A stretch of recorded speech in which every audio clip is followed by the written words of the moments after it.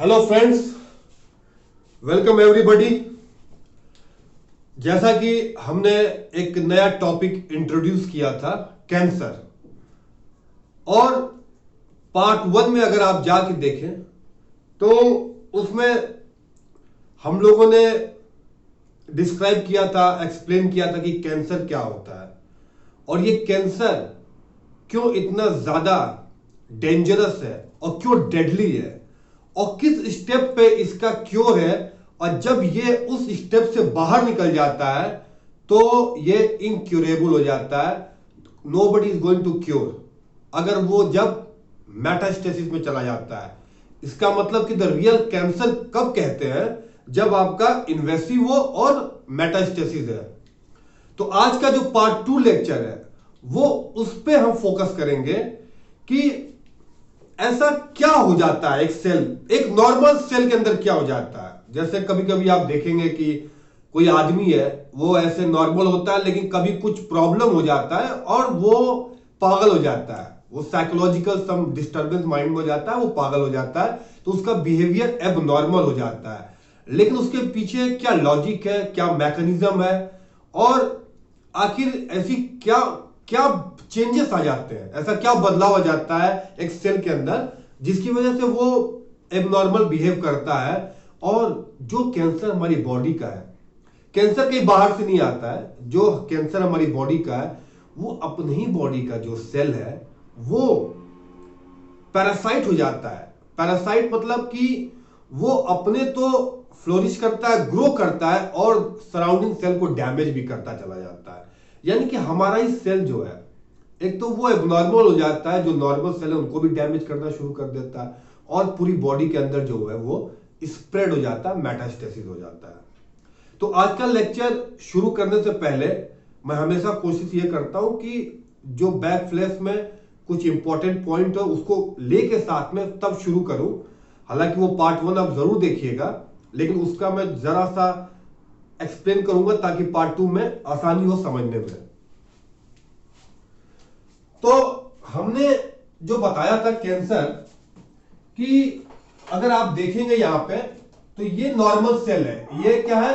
ये normal cell है, normal cell है। ये नॉर्मल सेल जो है, इसमें एक सेल जो है, एक सेल सपोज करिए ये एक सेल जो है वो नॉर्मल से एबनॉर्मल हो जाता है, यानी कि ये सेल ट्रांसफॉर्म हो जाती है। हमने कहा था कि नियोप्लेजिया क्या होता है? न्यू ग्रोथ होता है।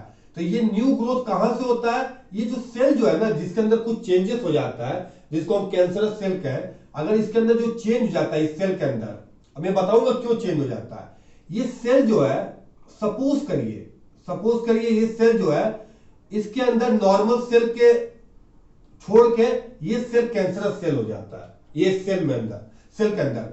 और ये सेल क्यों होता है? हमने बताया था कि ये सेल के अंदर सबसे जो इंपॉर्टेंट पॉइंट है, सबसे ज्यादा, वो है कि इसके जो जेनेटिक मटेरियल है, जीनोम, उस जीनोम में जो है म्यूटेशन हो जाता है। उस जीनोम में जो है कुछ ऐसा प्रॉब्लम क्रिएट हो जाता है जो कि हम देखेंगे आगे क्या होता है।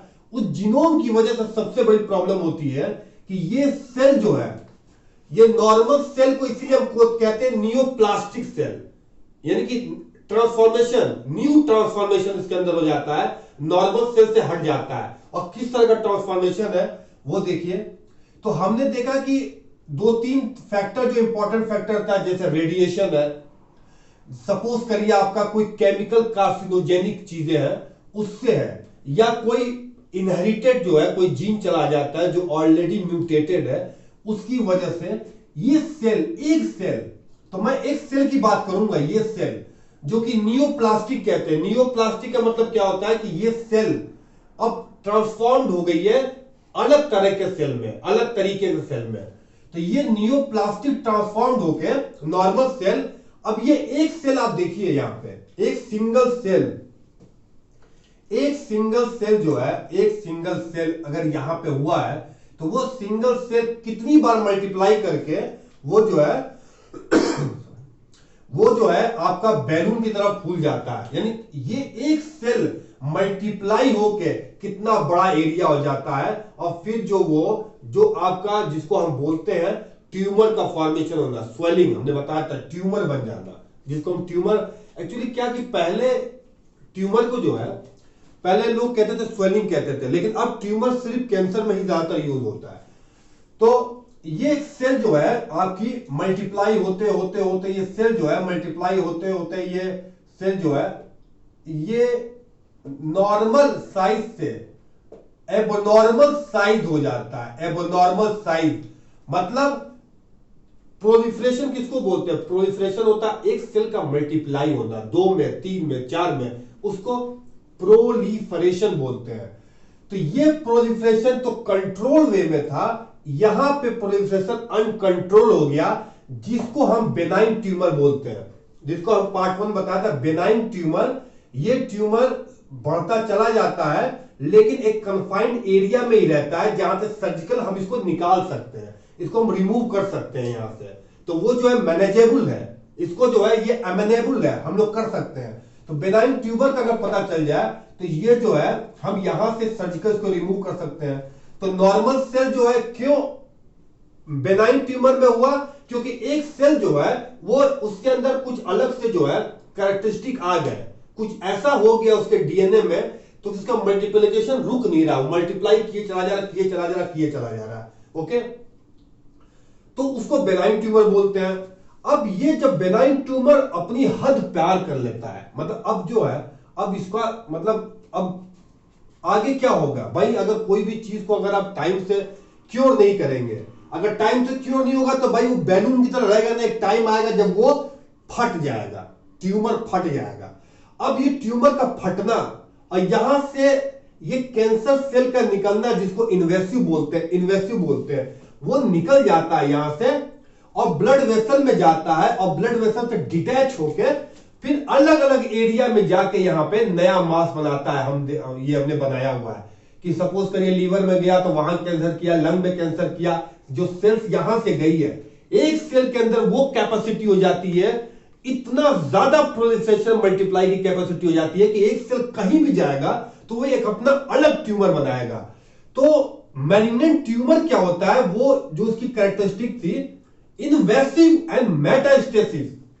इन्वेसिव यानी कि ये जो इसके अंदर डिस्ट्रक्टिव एंजाइम आ जाते हैं जो इसको क्लीव कर देता है, यहां से जितना भी यहां पे आपका एक्स्ट्रासेलुलर मैट्रिक्स है, स्टोमा, सब में से जो है वो निकलते हुए आपके ब्लड कैपिलरी में जाता है, ब्लड कैपिलरी से डिटैच होकर यानी कि यहां से हट जाता है कट के, और फिर ब्लड सर्कुलेशन के जरिए अलग अलग एरिया में स्प्रेड कर जाता है। इसका मतलब अगर ये प्राइमरी मास है तो इसको हम लोग बोलते हैं सेकेंडरी मास, क्योंकि ये अलग अलग अपना मास बना रहा है, अलग मास बना रहा है। अब ये पूरी बॉडी में स्प्रेड हो जाता है, इसको बोलते हैं that is the only the cancer, इसको कैंसर बोलते हैं, मैलिग्नेंट ट्यूमर है। तो ये हमने जो है ये पार्ट 1 में हमने इसको एक्सप्लेन किया था। अब मैं ये करूंगा कि अब डीपली हम जाए इसके अंदर कि आखिर ऐसा क्या होता है कि ये जो है एक्सेसिव ग्रोथ ले लेता है। आखिर एक सेल के अंदर ऐसी क्या चीज होती है कि वो इसकी वजह से ये बेनाइन ट्यूमर बनता है एंड फर्दर जो है ये मैलिग्नेंट ट्यूमर बन जाता है, and that is the deadly combination. Deadly spread होता है and then you are going to be dead, nobody can cure. ऐसा क्या होता है यहां पे? तो वी विल सी। तो हम लोग देखते हैं। अब मैं क्या करता हूं कि ये सेल, अगर ये सेल मल्टीप्लाई करके ही इतना बना रहा है एक सेल, तो बहुत ही एक्सट्रीमली इंपॉर्टेंट पॉइंट, अगर एक सेल मल्टीप्लाई कर रहा है 1000 मिलियन बिलियन, अगर वो मल्टीप्लाई कर रहा है यानी कि एक ही सेल मल्टीप्लाई कर रहा है, और सेल मल्टीप्लाई कैसे करता है उसको हम बोलते हैं सेल साइकिल। तो अगर मैं सेल के अंदर देखिए मल्टीप्लिकेशन जो होता है, एक सेल डिवाइड कब होता है? जब एक सेल के अंदर डीएनए होगा और उसका साइटोप्लाज्मिक होगा, यानी कि जब एक बार माइटोसिस होता है, जब सेल साइकिल, एक सेल 2 सेल में डिवाइड होने को माइटोसिस बोलते हैं, एक सेल 2 में डिवाइड हुआ माइटोसिस बोलते हैं। इसका मतलब कि माइटोटिक्स जो इसके अंदर ऐसी क्या पावर आ जाता है, ऐसा क्या पावर जनरेट कर लेता है कि एक सेल जो है अब उसका इट मीन दैट उसकी जो मल्टीप्लिकेशन है अब रुकना नहीं है, बस अब उसका मतलब दैट इज इनफाइनाइट उसकी ग्रोथ होनी है, अब वो रुक नहीं सकता है। तो इसका मतलब ये हुआ कि सेल के अंदर ही तो कुछ हो जाता है। सेल के अंदर ऐसी क्या चीज हो जाती है कि एक सेल जो है अब वो अनकंट्रोल है, किसी के बस का नहीं है, अब वो अपना मल्टीप्लाई होना है regardless of any type of external factor, internal factor, whatever you want to going to do, it is not go, you can not stop this cell, you can not stop, that is uncontrolled proliferation. अब उसके अंदर power generate हो जाता है, अब वो over express हो जाता है, उस सेल सर्वाइवल की कैपेसिटी जो है वो इनफाइनाइट हो जाती है। तो ऐसा क्या होता है? तो जाहिर सी बात है एक सेल के अंदर ही तो मैं घुसूंगा, कि सेल के अंदर मैं जाऊंगा कि आखिर वो क्या हो जाता है। तो सेल का जो मल्टीप्लाई होता है तो हम उसको सेल साइकिल बोलते हैं। तो ये मैंने एक सेल साइकिल बनाया है, सेल साइकिल। अब ये एक सेल सपोज करिए, सेल साइकिल क्या होता है? सेल साइकिल में एक सेल जो है वो डिवाइड होता है, एक सेल साइकिल चलती है। तो हम कहते हैं कि पहले क्या होता है, अगर सेल को डिवाइड नहीं होना है, सपोज करिए नॉर्मल में बात कर रहा हूं, नॉर्मल सेल को डिवाइड नहीं होना है, एक सेल को चोट लगा, अब वो सेल डिवाइड होकर वहां पे गैप फिल कर दिया, वो उनको हिल कर दिया, दैट इज फिनिश। उसके बाद जो है वो सेल जो है जी जीरो फेज में चला जाता है, जी जीरो फेज में, यानी कि रेस्टिंग कंडीशन है ये क्या है? रेस्टिंग कंडीशन में जो है जी जीरो फेज में रहता है, नॉर्मली क्यूशन सेंटर में रहता है। अब इस सेल को डिवाइड होना है, सेल को डिवाइड होना है। सेल साइकिल हम जानते हैं कि सेल में, अब इसके जीनोम की बात करेंगे, डीएनए की बात करेंगे, सारा का सारा खेल जो है इसके अंदर बैठा हुआ डीएनए, इसके अंदर जो है इमॉर्टल पावर इनफाइनाइट ऐसी कैपेसिटी और कैपेबिलिटी इसके अंदर डेवलप हो जाती है कि ये अब अनस्टॉपेबल है। अब nobody is going to inhibit, stop, nothing is going to happen। तो ऐसा क्या हो जाता है? लेकिन मैं नॉर्मल अगर बात करूं तो नॉर्मल सेल साइकिल में क्या होता है, ये सेल का जो डीएनए है, ये सेल का डीएनए, ये डीएनए आपका क्या होता है? G1 फेस में रेडी होता है, गैप 1 फेस में। यानी कि सपोज करिए अगर आपको कहीं जाना है तो उसके लिए आप तैयारी करोगे। अब इस सेल को डिवाइड होगा तो इसकी तैयारी करेगा, तो यहां पे G1 फेस में ये सेल तैयारी करता है ताकि जो है ये सेल डिवाइड हो तो वो S फेस में जाता है। S फेस में क्यों जाता है? ये रेप्लिकेशन फेस है। अगर आपको एक सेल से दो सेल बनाना है तो सबसे पहले ये एक न्यूक्लियस है जिसके अंदर डीएनए है, जिसके अंदर 23 पेयर्स ऑफ क्रोमोसोम पाए जाते हैं, यानी कि ये न्यूक्लियस के अंदर अब ये दो में बनना है ना, एक से दो सेल बनेगा तो दो न्यूक्लियस चाहिए, और न्यूक्लियस के अंदर जो डीएनए है वो भी हमको डबल चाहिए। तो अब जो क्या होगा, ये जो क्रोमोसोम में डीएनए है वो रेप्लिकेट होता है। तो जब ये न्यूक्लियस रेप्लिकेट होता है तो उसको हम बोलते हैं एस फेज। क्या बोलते हैं? Replicative phase. तो एस फेज में ये क्या हो रहा है? रेप्लिकेशन हो रहा है ताकि ये अब डबल बने। अब डबल बनने के बाद क्या है, ये G2 का वो फेस है जहां पे वो तैयारी करता है कि अब भैया हम जो है डीएनए जो है जो हमारा डबल हो गया है, यानी कि अब हमको दो न्यूक्लियस बनाना अलग अलग, तो ये अलग होते हैं माइटोसिस। तो यानी कि दो सेल जो है, अब यहां अगर आप देखें तो अब ये जो है मैं आपको बताऊं, ये अब जो है न्यूक्लियस डिवाइड हो रहा है, न्यूक्लियस डिवाइड हो रहा है, तो डिवाइड होके तो माइटोसिस हुआ न्यूक्लियस का, ये डेफिनेशन है। न्यूक्लियस का डिवीजन को माइटोसिस कहते हैं। और फिर उसके बाद ये सेल का साइटोप्लाज्म भी तो दो होगा, तो ये देखिए ये साइटोप्लाज्म डिवाइड होता है, इसको बोलते हैं साइटोकाइनेसिस। क्या बोलते हैं? साइटोकाइनेसिस। साइटोप्लाज्मिक का डिवीजन होना, डिवाइड होना साइटोकाइनेसिस है।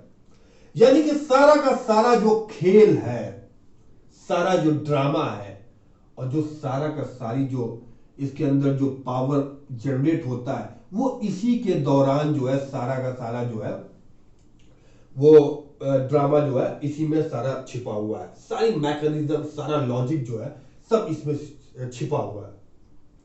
ये सेल साइकिल बहुत बड़ा टॉपिक है, मैं बताऊंगा किसी दिन, लेकिन ये सेल साइकिल का खाली एक मतलब यही है कि एक सेल दो सेल में डिवाइड होगा।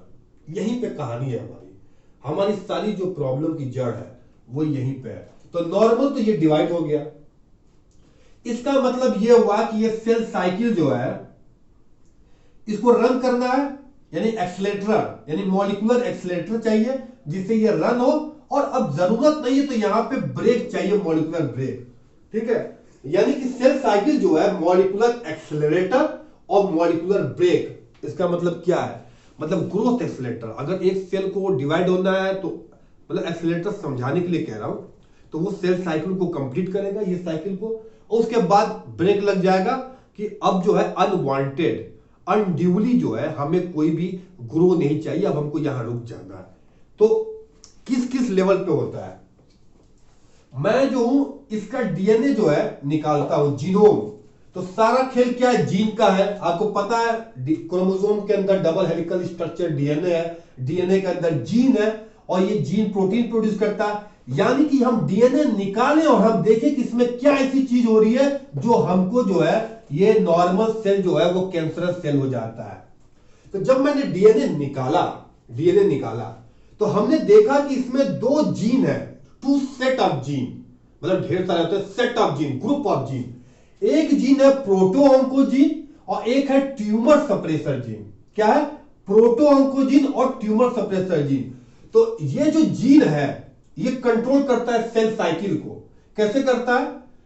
ये प्रोटोऑन्कोजीन जो है वो क्या करता है कि वो सेल साइकिल को बढ़ावा देता है, इसको रन कराता है, यानी कि ये एक्सेलेरेटर का काम करता है। ठीक है, यानी कि प्रोलिफरेशन का काम करता है। और जब प्रोलिफरेशन नॉर्मल हो जाता है तो ये ट्यूमर सप्रेसर जीन उस पर ब्रेक लगा देता है कि बस अब इससे ज्यादा नहीं करना है, अब यहां पे स्टॉप कर देना है।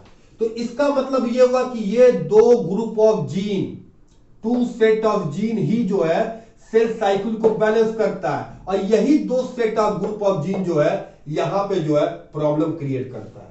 यही जीन जो है प्रॉब्लम क्रिएट करता है। क्लियर? ये दो सेट ऑफ जीन, ये टू सेट ऑफ जीन, आपको मतलब प्रोटोऑन्कोजीन और ट्यूमर सप्रेसर जीन, ये ट्यूमर सप्रेस को ब्रेक लगाना, ये एक तरह से एक्सेलेरेटर है, यानी कि सेल साइकिल को रन कराना। यानी कि ये सेल साइकिल को रन कराएगा, रन है, और ये क्या? स्टॉप करेगा, स्टॉप करेगा, स्टॉप करेगा कि हमें जितना चाहिए उतना ही हो जाए, सही है, उसके बाद हमें स्टॉप कर देना, उसके बाद हमको स्टॉप कर देना। ठीक है, दूसरा देखिए, नेचर का सिस्टम बहुत ही ज्यादा बैलेंस है, बहुत ज्यादा बैलेंस है। अब ये डीएनए में अगर कोई प्रॉब्लम हो जाती है तो वो क्या होता है कि इस डीएनए के अंदर एक और जीन है, डीएनए रिपेयर जीन। यानी कहने का मतलब ये है कि अगर आपको कोई भी चीज खराब होती है तो टूल बॉक्स है, टूल बॉक्स से भाई कोई चीज टूट गई, फूट गई, तो ये नेचर ने डीएनए रिपेयर जीन भी दिया है कि कोई डीएनए में अगर प्रॉब्लम हो जाए तो भैया तुम जाके रिपेयर कर दो। तो ये जीन जो है डीएनए रिपेयर जीन है, ये जाके यहां पे इस जीन को रिपेयरिंग में हेल्प करता है, जीन को रिपेयरिंग में हेल्प करता है। तो दूसरा जो है, मैं पहले नॉर्मल बता रहा हूं ताकि नॉर्मल अगर समझ में आ जाए तो नॉर्मल के बेसिस पे एबनॉर्मल क्या होता है वो इजी हो जाएगा समझना। तो सेल साइकिल को चलना है, भाई आपको चोट लगी है, अब वहां को भरना है तो सेल डिवाइड होगा, वहां भर देगा, फिर रुक जाएगा। ठीक है, तो ये सेल साइकिल यानी कि दो जीन जो है इसको रन कराते हैं। अगर डीएनए में कोई प्रॉब्लम हो गया, रिप्लिकेशन के टाइम पे कोई भी प्रॉब्लम हो गया, तो उसके बाद उसी के अंदर डीएनए रिपेयर जीन होता है, वो जाके ठीक करता है उसको कि भाई कोई प्रॉब्लम हो तो वो ठीक हो जाए, ताकि ये जो प्रॉब्लमेटिक जीन है या जो प्रॉब्लम हुआ है या जो म्यूटेशन हुआ है या कुछ हुआ है यहां पे, वो फर्दर आगे की तरफ जो है प्रोपेगेट ना करे, आगे की तरफ ना जाए, ताकि वो आगे जाके फिर प्रॉब्लम क्रिएट कर सकता है।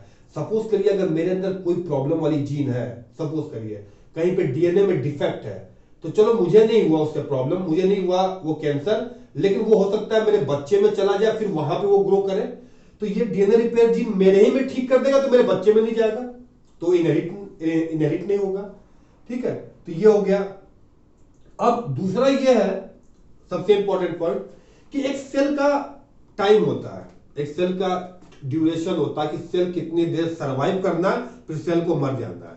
ठीक है, वो जो जीन है इसके अंदर, वो दो जीन होते हैं, एंटी एपोप्टोटिक और एपोप्टोटिक जीन। एपोप का मतलब होता है खत्म हो जाना, प्रोग्राम सेल डेथ। अगर कोई सेल की ग्रोथ सर्वाइवल अगर हो गया, सपोज उसको 10 दिन जीना है, 10 दिन के बाद फिर मर जाएगा वो, ताकि अब उसकी जो लाइफ साइकिल है वो नहीं होगा। मतलब जैसे हमारी लाइफ साइकिल है 60-70 जो भी हो, उसके बाद ये तो नहीं है कि हम जो है 1000 साल जिएंगे। यानी कि एक टाइम आएगा जो नेचुरल एपोप्टोटिक हो जाएगा, जो नेचुरल डेथ हो जाएगी हमारी। सपोज करिए तो मैं एपोप्टोटिक हो गया, प्रोग्राम सेल डेथ है, तो वही सेल की प्रोग्रामिंग है भाई। एक टाइम आएगा हमको इतना डिवाइड होना, फिर सेल जो है नेचुरली डेथ हो जाता है। और डेथ क्यों नहीं होता, वो क्यों डिवाइड होता रहता है? क्योंकि एंटी एपोप्टोटिक इसी के खिलाफ भी एक जीन है, तो वो जब तक ये काम करता रहता है एंटी एपोप्टोटिक, तब तक ये तो बंद रहता है। यानी कि ये काम करेगा तो ये रुका रहेगा, और जब इसका टाइम पूरा हो जाएगा तो ये हो जाएगा, तो सेल डेथ कर जाती है। यानी कि एक सेल सर्वाइवल की जो कैपेसिटी है वो एक टाइम पीरियड की तरह है, ठीक है। अगर सेल सर्वाइव कर रहा है तो इसका एंटी एपोप्टोटिक जीन जो है वो काम कर रहा है नॉर्मल लेवल पे। लेकिन अगर सेल को अब टाइम पूरा हो गया है तो एपोप्टोटिक जीन जो है अब हो जाएगा, और वो सेल जो है डेथ हो जाएगी, सेल जो है वो डेथ हो जाएगी।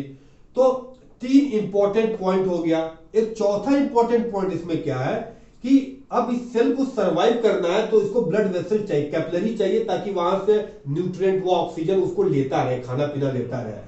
तो यानी कि 2 तरह के जीन और होते हैं, एंटी एंजियोजेनिक और एंजियोजेनिक। एंजियोजेनिक का मतलब होता है ब्लड वेसल का बनना, और एंटी एंजियोजेनिक का होता है कि उसको ब्लड वेसल को रोक देना। यानी कि जब जरूरत है तो ब्लड वेसल्स आएगी ताकि सरवाइव करे, क्योंकि सेल अगर ग्रो कर रहा है, तो उसके अंदर ब्लड वेसल भी तो चाहिए, ताकि जो है उसके अंदर खाना पीना पहुंचाता रहे।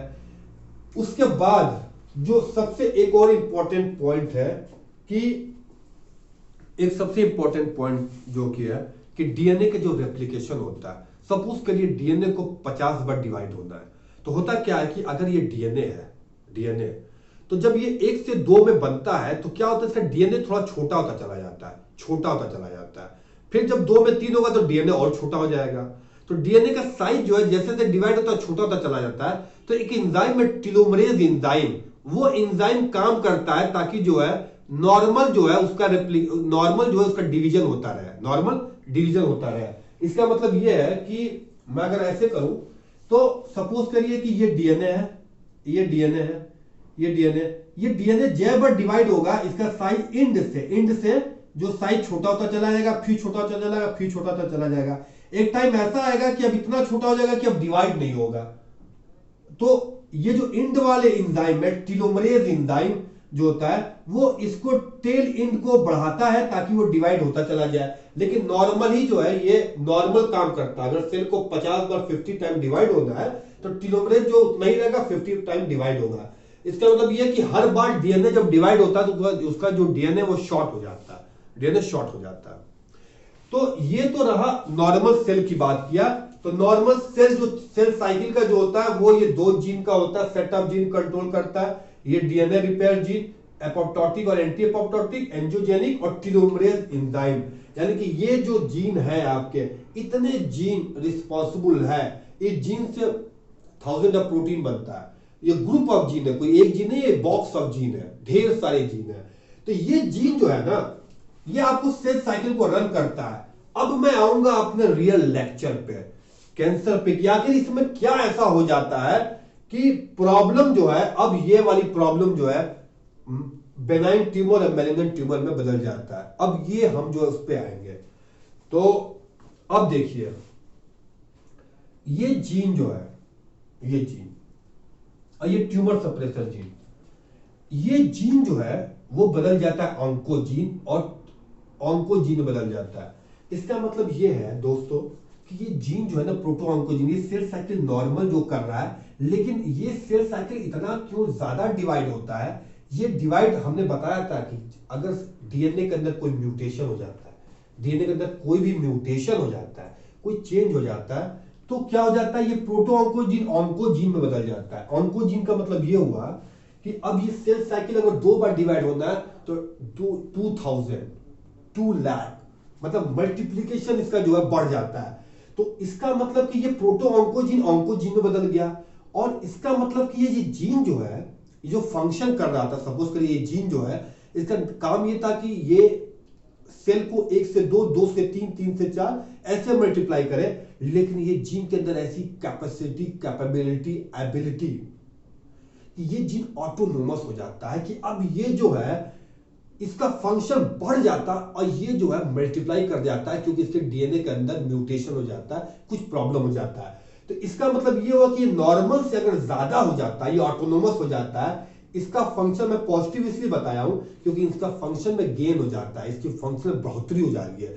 जहां पे कहने का मतलब ये कि कोई मशीन अगर 4 बार दिन में 24 घंटा काम कर रहा है, लेकिन ये 24 लाख काम कर रहा है। अब ये जीन जहां पे प्रोटीन 2 बना रही थी सेल साइकिल चलाने के लिए, अब ये 2,20,000 मतलब अनबिलीवेबल, अनकंट्रोल हो जाता है, जिसकी वजह से सेल जो है नॉर्मल जो डिवाइड होने के बजाय अब नॉर्मल डिवाइड होता है और एक्सेसिव ग्रोथ हो जाता है। तो जाहिर सी बात है कि ये दोस्तों, अगर ये मैं ये कहूं कि ये एक्सेलरेटर था और ये ब्रेक है, ये जो है अगर ये एक्सेलरेटर है, ये एक्सेलरेटर है और ये जो है ब्रेक है। अब एक्सेलरेटर क्या होता है, परमानेंट ऑन हो जाता है। अब ये इसकी स्पीड बढ़ जाती है, अब ये किसी कंट्रोल में नहीं है, किसी भी कंट्रोल में नहीं है। तो ये जीन का क्या होता है, गेन ऑफ फंक्शन। लेकिन हमारे पास ब्रेक सिस्टम भी तो है, ब्रेक जो ब्रेक लगा दे कि नहीं भाई इतना ज्यादा मल्टीप्लाई ना करो ताकि वो ट्यूमर में ना बदले। तो होता क्या है कि ये तो गेन ऑफ फंक्शन होता ही होता है, जो ये ब्रेक वाला है ना वो लॉस ऑफ फंक्शन हो जाता है, यानी कि इसका फंक्शन घट जाता है। तो एक तो अपना तो बढ़ा ही रहा है, देखिए मतलब क्या, मतलब इसके अंदर मतलब वो क्या चीज हो जाती है कि अपना फंक्शन तो बढ़ा ही जा रहा है, अपनी कैपेसिटी बढ़ा जा रहा है, लेकिन जो ब्रेक वाला सिस्टम है कि हमें रोक देना है, उस ब्रेक की भी जो है वो नीचे कर देता है, यानी कि जो इनहिबिटरी सिग्नल है यानी ब्रेक को भी खत्म कर देता है। मतलब ये बिल्कुल वैसे है, अगर आपके पास सपोज करिए कि बाइक या मोटरसाइकिल है, अब मोटरसाइकिल का जो ब्रेक टूट जाए और एक्सीलरेटर परमानेंट ऑन हो जाए, तो सोचिए क्या होगा, वो बाइक का कहां जाके रुकेगा किसी को नहीं पता, कितना डैमेज करेगा। तो इसका मतलब कि ब्रेक सिस्टम फेल और एक्सीलरेटर सिस्टम परमानेंटली ऑन। तो यानी कि ये जो नॉर्मल प्रोटोऑन्कोजीन ऑन्कोजीन में बदल गया और इसका गेन ऑफ फंक्शन हो गया, अब ये लॉस ऑफ फंक्शन हो गया। तो पहले चेंजेस तो ये है कि इसका फंक्शन ही बढ़ गया और ब्रेक भी जो है लॉस, जो इसका इनहिबिटरी सिग्नल था जो रोकना था वो घट गया। तो कोई चीज घट जाए और एक बढ़ जाए, वरना अगर ये नॉर्मल होता तो ये भी कोशिश करता कि सेल को जो है ऐसा ग्रोथ ना हो, इस तरह के ग्रोथ को रोकने में हेल्प करे, लेकिन ये हो जाता है। उसके बाद आप देखिए जो डीएनए रिपेयर जीन है कि अगर कोई प्रॉब्लम है दोस्तों, तो अभी लेकिन ये करता क्या है सेल कि जो DNA repair gene tool box है, सपोज करिए कुछ खराब हो जाता है बाइक में तो हम ठीक कर देते हैं, लेकिन वो जो डीएनए रिपेयर जीन है उसको भी लॉस में कर देता है, यानी कि उसको भी दबा देता है। अब भैया रिपेयर सिस्टम भी काम नहीं करेगा, रिपेयर सिस्टम भी अब नहीं काम करेगा। अब जो है ये ऑटोमेटिक सिस्टम हो गया है कि अब जो है न डीएनए रिपेयर करना है और न ही ब्रेक लगना है, अब ये परमानेंटली ऑन हो जाता है। तो इसका क्या मतलब है कि परमानेंट, अब क्या होगा कि जब ग्रोथ होगी वो अनकंट्रोल हो जाएगी, अनकंट्रोल। अब 2 पॉइंट तो बहुत ही क्लियर है, 2 पॉइंट कि ये सेल अब डिवाइड होना है, कोई ब्रेक नहीं है इसके अंदर, ठीक है, कोई स्टॉप नहीं कर सकता है। और इसका मतलब कि इसका जो जेनेटिक सिस्टम है जो अब ये ओवर प्रोलिफरेट करना है, अब ये जो जीन है ओवर प्रोलिफरेट, अब इसको कोई कंट्रोल नहीं कर सकता, over expression means extra proliferation इसका स्टार्ट हो गया। और जो डीएनए रिपेयर जीन है वो भी पे ब्रेक लगा, मतलब वो भी उसको भी बेकार कर दिया उसने, उसको भी इंपेयर कर दिया, अब वो भी जो है काम नहीं कर रहा है।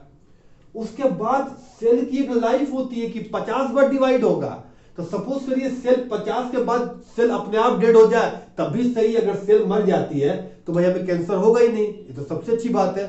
लेकिन लेकिन लेकिन ये सेल एंटी एपोप्टोटिक और एपोप्टोटिक यानी कि जो मरने वाली कैपेसिटी है उसको दबा देता है एपोप्टोटिक, और एंटी एपोप्टोटिक यानी फंक्शन गेन हो जाता है। तो यहां पे जो फंक्शन वो गेन हो जाता है, यहां पे फंक्शन लॉस हो जाता है, यानी कि जो सर्वाइवल रेट है वो भी, जो सर्वाइवल है उस पर भी वो काबू पा जाता है और वो इमॉर्टल हो जाता है, यानी कि वो अब मरेगा नहीं, अब सेल मरना नहीं है। यहां पे भी एपोप्टोटिक जीन को इसने दबा दिया है और एक्स्ट्रा प्रोलिफरेशन गेन जो है यानी एंटी एपोप्टोटिक हो गया, इसका मतलब इमॉर्टल हो गया, अब वो मर नहीं सकता।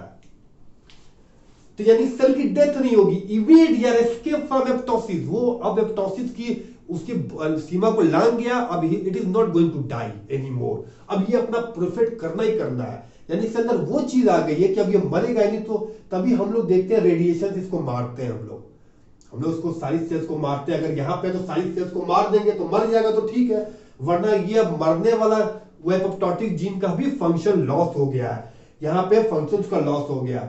अब ये जो ग्रो करता है तो इसको ब्लड कैपिलरीज चाहिए, यानी कि एंजियोजेनिक फैक्टर जो है, ताकि इसको ग्रोथ ऑक्सीजन मिलता रहे, ताकि ब्लड सप्लाई भी इसको चाहिए इसको सर्वाइव करने के लिए, तो उसकी भी कैपेसिटी बढ़ जाती है। और जो ब्लड जो ब्लड वेसल्स का न्यू ग्रोथ होता है, न्यू वेस्कुलाइजेशन जो होता है, जो कि नहीं होना चाहिए, उस जो सिस्टम में ब्रेक है उसको भी लॉस कर देता है, वो भी लॉस हो जाता है।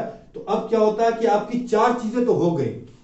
एक्सीलरेटर जो है वो ऑन है, यानी कि ओवर प्रोसेशन का ऑन है, वो ऑटोमेटिक हो गया। अब उसकी कैपेसिटी किसी को लेना देना नहीं है, अब चाहे बाहर तो कुछ भी लाओ वो नहीं होना है। और जो ब्रेक सिस्टम है, यानी कि ट्यूमर सप्रेसर जीन, वो ब्रेक सिस्टम जो है loss of function, DNA repair gene loss of function, और जो इसकी एपोप्टोटिक यानी जो एक सर्वाइवल रेट है, एक ग्रोथ है, वो भी जो है वो दब जाता है। अब वो मरने वाला नहीं है, तो वो भी हो गया। वरना ज्यादातर सेल की ड्यूरेशन होता है कि 20 दिन में मर जाए, 50 दिन में मर जाए, 120 डेज में मर जाए, फिर नया सेल बनता है। लेकिन ऐसा नहीं है, अब वो जो है अब उसको कोई रोक नहीं सकता, वो सर्वाइव करेगा। इसका मतलब कि तीन इंपॉर्टेंट चीज, accelerator on, rate of proliferation, over proliferation permanently on. अब ये सेल साइकिल को रोक नहीं सकता है, जिसकी वजह से इतना ज्यादा ये मल्टीप्लाई कर रहा है। ये इसके अंदर कोई डिफेक्ट है तो डीएनए रिपेयर जीन का जो है फंक्शन को लॉस हो जाता है, तो अब डीएनए में रिपेयर नहीं हुआ तो इसमें कुछ म्यूटेशन होगा, तो एक सेल का म्यूटेशन होगा तो वो म्यूटेशन बढ़ता जाएगा बढ़ता जाएगा बढ़ता जाएगा। अब वो जो है म्यूटेशन कहां जाके रुकेगा, अनबिलीवेबल, अनएक्सपेक्टेड। उसके बाद जो है जो सेल की एक सर्वाइवल ड्यूरेशन टाइम है कि 120 दिन सर्वाइव करेगा, उसको भी नहीं लेना देना, अब वो जिंदगी भर, अब उसको मरना ही नहीं है, तो वो भी डेवलप कर लेता है। अब उसको जो ब्लड वेसल्स जो है, जो जरूरत पड़ने पे जो ब्लड वेसल्स बनती है, नई नई ट्यूब बनता है जिससे खाना पानी पहुंचे, वो भी बहुत ज्यादा बढ़ा देता है। तो ये चार चीजें हो गई। और पांचवा हमने कहा था, जो इंपॉर्टेंट पॉइंट था, जो हमने पांचवा कहा था कि डीएनए शॉर्ट होता चला जाता है, तो शॉर्ट होता चला जाता है तो डीएनए का टाइम आएगा, डीएनए शॉर्ट हो जाएगा, मल्टीप्लाई नहीं होगा, तो ये भी रोक सकता था। लेकिन एक टीलोमरेज एंजाइम है, टीलोमरेज इंड, वो डीएनए को उसकी जो लेंथ है बढ़ाता चला जाता है, तो टीलोमरेज एंजाइम भी कैंसर में बढ़ता चला जाता है। इसका मतलब यह है कि आपका किसी भी लेवल पे जो सिस्टम का ब्रेक है वो काम नहीं करता, जिसकी वजह से ये बेनाइन ट्यूमर बैलून की तरफ बढ़ता चला जाता है और फर्दर इन्वेस्टिव हो जाता है, मेटास्टेसिस हो जाता है, एंड फाइनली जो है पूरी बॉडी में फैल जाता है। तो ये सेल साइकिल की ही जो है यहाँ पे जो जीन है वो इस लेवल पे वो कंट्रोल नहीं कर पाता है, इसलिए इसका जो है पर्पसलेस ग्रोथ जो है, एक्सेसिव ग्रोथ जो है इसका बढ़ जाता है। तो इसलिए ये बहुत ही इंपॉर्टेंट है, बहुत ही ज्यादा इंपॉर्टेंट है। ये जो सेल साइकिल है, प्रॉब्लम यहां पे है, और प्रॉब्लम कहां पे है कि यहां पे फंक्शन का गेन हो जाना, डीएनए रिपेयर जीन का फेल हो जाना, अब इसके जो टाइम है मरने का वो भी फेल हो जाना, लॉस हो जाना, और एंजियोजेनिक यानी कि अपना जो खाना पीना पहुंचे उसको ऑन हो जाना, और टीलोमरेज एंजाइम में जो डीएनए का लेंथ बढ़ाता चला जाए कि वो डिवाइड होता चला जाए, डीएनए छोटा ही नहीं होगा, तो फिर उसकी रेप्लिकेटिव कैपेसिटी जो है that will be increase infinitely, that will be increase infinitely. तो इसका मतलब यह है कि अब इसका जो म्यूटेशन है वो इंडलेस हो जाता है, वो बढ़ता चला जाता है। तो इसीलिए मैं लेक्चर खत्म करूंगा। इसलिए जो है इसका क्या है, बायोलॉजिकल जो सिस्टम है नॉर्मल वो फेल, और biological abnormal accelerator completely on, और ब्रेक जो है उसका फेल हो जाता है। That's why the rate of proliferation will be increase, the rate of anti-apoptotic gene will be increased, and the rate of angiogenesis also increase, and the telomerase enzyme भी जो है वो भी बढ़ जाता है। तो ये पांच चीजें थी जो सेल को कंट्रोल करना था, ये पांचों चीजें फेल हो जाती है, सिर्फ एक चीज ऑन हो जाता है, सिर्फ एक चीज। अब वो क्या है, उसको बस प्रोलिफरेट होना, मल्टीप्लाई होना है, उसकी सेल साइकिल चलती रहनी है, रिगार्डलेस ऑफ कि आप एक्सटर्नल उसका कोई भी सिग्नल, कोई भी इनहिबिटरी बॉडी का सिस्टम कोई काम नहीं करता है, इस तरह के उसके अंदर चेंजेस आ जाता है। इसलिए हम लोग यहाँ पे आके फेल हो जाते हैं, इस कंडीशन पे आके हम लोग फेल हो जाते हैं। जब ये जो है मैलिग्नेंट ट्यूमर हो जाता है, जिसके अंदर इन्वेसिव और मेटास्टेसिस प्रॉब्लम हो जाती है। और ये इसकी वजह से ही ये प्रॉब्लम हो जाती है। ये जीन जो है ना, जहां पे इसको कंट्रोल मैकेनिज्म है, वही कंट्रोल मैकेनिज्म फेल हो जाता है। तो ये आज का लेक्चर था। अब मैं अगले लेक्चर में बताऊंगा कि वो क्या क्या प्रोटीन है, वो कैसे कैसे काम करता है और फिर कैसे कैसे इस सिस्टम को फेल करता है। So thank you very much, और प्लीज सब्सक्राइब जरूर करिएगा। Thank you.